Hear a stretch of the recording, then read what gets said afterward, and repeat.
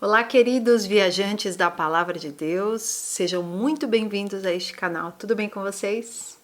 Para vocês que ainda não me conhecem, eu me chamo Mari Garcia e se você ainda não está inscrito neste canal, este é o momento que você pode se inscrever. Ativa o sininho aqui embaixo para o YouTube te avisar toda vez que eu postar um vídeo novo por aqui.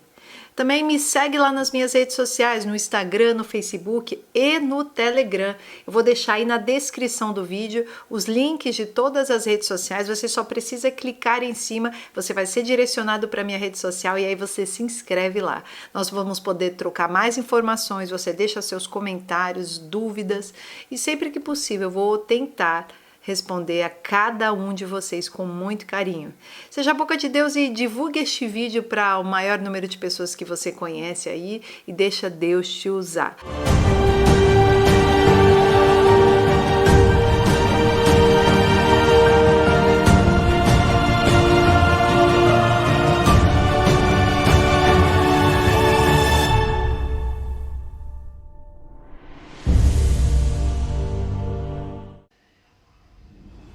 Como podemos saber se estamos na presença do mal? Não é como se uma nuvem negra aparecesse na sua sala de repente e ela parecesse gelada e fria. Então, como um filho de Deus sabe quando está na presença do mal? Provavelmente você sentiria um mal-estar chegando dentro de você e você seria fortemente compelido pelo Espírito Santo, e você saberia que estaria no lugar errado. Mas e quando o mal é um pouco mais sutil? E imagine se não for um mal na atmosfera ou em um estabelecimento e local, mas sim quando você encontra o mal dentro de outra pessoa. E como nós, como cristãos, podemos perceber os sinais que nos dizem se a outra pessoa que estamos nos associando está sendo influenciado por algum demônio ou algum espírito impuro do mal? E você precisa realmente estar no Senhor para captar isso, porque muitas vezes não é óbvio a olho nu. O que nós vemos no exterior muitas vezes não tem nada a ver com o que essa pessoa realmente é dentro. Todos parecem normais e apresentáveis do lado de fora, bem vestidos, com os corpos bem trabalhados, mas internamente podem estar com um estado miserável do mal. Então, como nós realmente podemos identificar os tipos de pessoas com quem devemos nos associar mais próximos e desenvolver um relacionamento de proximidade mais íntimo? Como, por exemplo, você abrir a porta da sua casa para uma pessoa, para que ela esteja entrando tanto na sua casa física, quanto dentro do seu coração, das suas intimidades, de tudo aquilo que você acredita. Em primeiro lugar, o primeiro grupo de pessoas que você deve evitar e ter cuidado, que é bem óbvio, mas que muitas vezes o óbvio precisa ser lembrado, são aqueles que abraçam o pecado que estão vivendo. São aquelas pessoas que gostam e se entregam à atividade pecaminosa, sem nenhum pudor, arrependimento, frustração. Devemos evitar o relacionamento íntimo com essas pessoas. Mas não se esqueça que nós estamos aqui na Terra para sermos sal e luz. Nós somos a igreja espiritual do Senhor, a noiva de Cristo. Então nós somos chamados para brilhar em meio às trevas. E claro que isso tem a ver com nós termos relacionamento também com pessoas que estão no pecado, mas este relacionamento não poderá ser mais aprofundado. 1 Coríntios 5, a partir do versículo 9, já disse por carta que vocês não devem associar-se com pessoas imorais. Com isso, não me refiro aos imorais deste mundo, nem aos avarentos, aos ladrões ou aos idólatras. Se assim fosse, vocês precisariam sair deste mundo. Mas agora estou descrevendo que não devem associar-se com qualquer que, dizendo-se irmão, seja imoral, avarento, idólatra, caluniador, alcoólatra ou ladrão. Com tais pessoas vocês não devem comer.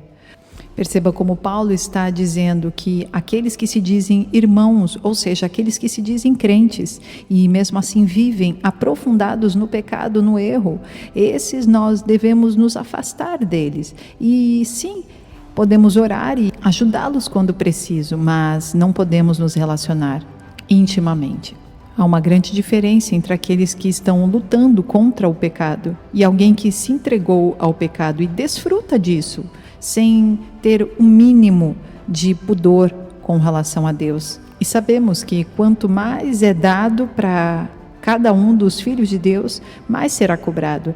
Então, pessoas que já têm lideranças, pessoas que já cuidam de pessoas, precisam tomar mais cuidado ainda, pois estão dando exemplo para muitas outras pessoas. Então, contra essas, com certeza, o julgamento de Deus será ainda maior do que aqueles que estão iniciando a sua caminhada com Cristo e muitas vezes vêm cheio de pecados do mundo e estão ainda em processo de conversão, mas nitidamente o coração está voltado para lutar contra o pecado. Então Deus consegue perceber a diferença daquele que está com dificuldades de sair do pecado e daquele que simplesmente se acomodou no pecado, sente prazer de ficar ali e não tem em nenhum momento um pensamento de arrependimento. O outro tipo de pessoa que devemos evitar um relacionamento íntimo é esta descrita em Provérbios capítulo 24. Não tenha inveja dos ímpios, nem deseje a companhia deles, pois destruição é o que planejam no coração e só falam de violência. Com sabedoria se constrói a casa e com discernimento se consolida.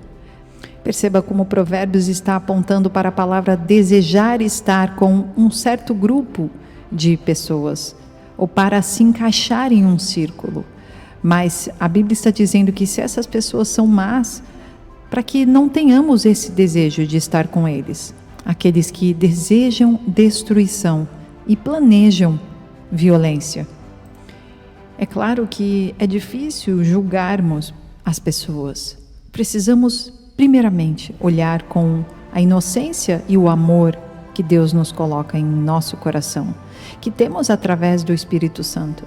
Mas precisamos ter sabedoria e discernimento de entender que se eu estou diante de um grupo ou de alguém que eu percebo características que não são da vontade de Deus e não agradam ao Senhor, eu, como filho de Deus, preciso ter cuidado neste relacionamento. Eu preciso entender que este relacionamento não pode ser aprofundado neste momento, a não ser que eu seja colocado na vida de alguém ou em um grupo com o propósito de trazer luz, de trazer modificação, de trazer realmente um afastamento do pecado e uma proximidade do Senhor. O Espírito do Senhor esteja indo através da minha vida para aquela pessoa ou para aquele grupo, mas se a minha função não for para melhorar, eu não acredito que este relacionamento possa trazer benefícios para mim. Então é melhor se afastar. Como filhos de Deus, devemos saber que as más companhias arruinam a boa moral. Então você deve tomar muito cuidado para medir a exposição que você tem com certas pessoas. Pessoas que podem atrapalhar a sua caminhada com Deus. E às vezes até um relacionamento amoroso que pode, na verdade, acabar com o seu relacionamento com Deus. Na verdade, essa é uma das decisões mais importantes da vida. Pode ser para a bênção e pode ser para a maldição. Um outro grupo de pessoas de difícil relacionamento são aquelas com espírito de religião. Um espírito religioso é um espírito demoníaco que influencia uma pessoa a substituir o relacionamento genuíno com o Senhor com os seus trabalhos, os seus atalhos, os seus egos. E nunca devemos fechar os olhos a isso, porque esse tipo de pessoa é um perigo para a nossa fé. Alguém com esse espírito religioso é tão focado e preocupado com as regras dos sistemas e das doutrinas que em nenhum momento elas se lembram da real importância em fazermos parte de um grupo, de uma igreja, e o principal motivo é o próprio Senhor Jesus. A adoração a Deus, servirmos ao Senhor. Tudo o que fazemos, fazemos por Ele e para Ele. Este espírito de religião pode endurecer os corações das pessoas contra Deus. Então precisamos estar cientes quanto a estas influências sutis. Elas acontecem. 2 Timóteo 3, a partir do versículo 1, diz assim: saiba disto, nos últimos dias sobrevirão tempos terríveis. Os homens serão egoístas, avarentos, presunçosos, arrogantes, blasfemos, desobedientes aos pais, ingratos, ímpios, sem amor pela família, irreconciliáveis, caluniadores, sem domínio próprio, cruéis, inimigos do bem, traidores, precipitados, soberbos, mais amantes dos prazeres do que amigos de Deus, tendo aparência de piedade, mas negando o seu poder. Afaste-se desses também. Devemos amar o nosso próximo, mas alguns próximos podem ser amados à distância, o que significa que você ora por eles, você intercede pelo seu nome, você leva-os ao Senhor para que eles sejam libertos e se tornem verdadeiros cristãos. Nós, como verdadeiros cristãos, não podemos condenar ninguém, porque nós sabemos que nós recebemos a misericórdia de Deus. E então, um dia, nós também estávamos no pecado. E devemos entender que foi a graça e a misericórdia do Senhor que nos tirou do pecado e nos trouxe para a sua maravilhosa luz. E hoje nós caminhamos através de uma caminhada árdua, uma jornada que precisamos estar muito próximos do Espírito Santo de Deus. E mesmo assim não podemos nos gabar de nada. Não somos melhores do que ninguém, apenas estamos nesta caminhada onde temos guerras e lutas como todos os seres humanos do planeta. Mas a diferença é que nós nos arrependemos e buscamos não errar mais como ontem. Então o hoje é sempre o novo de Deus nas nossas vidas. E nós temos o sangue de Cristo Jesus que foi derramado naquela cruz em favor da nossa vida. E por isso hoje podemos dizer que somos salvos por Cristo Jesus. Deixamos o pecado para trás. Não vivemos mais sentados em cima daquele pecado que tínhamos em nosso passado. Então, da próxima vez que você se deparar com um relacionamento com pessoas e grupos que tirem a sua fé ou que afastem você dos caminhos do Senhor, procure passar menos tempo com essas pessoas. Procure não se aprofundar emocionalmente com eles.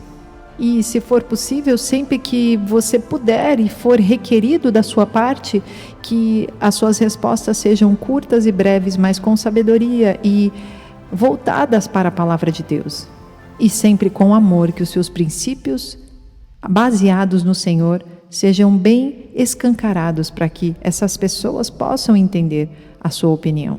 Mas isso se for requisitado a sua palavra. Não entregue pérolas aos porcos.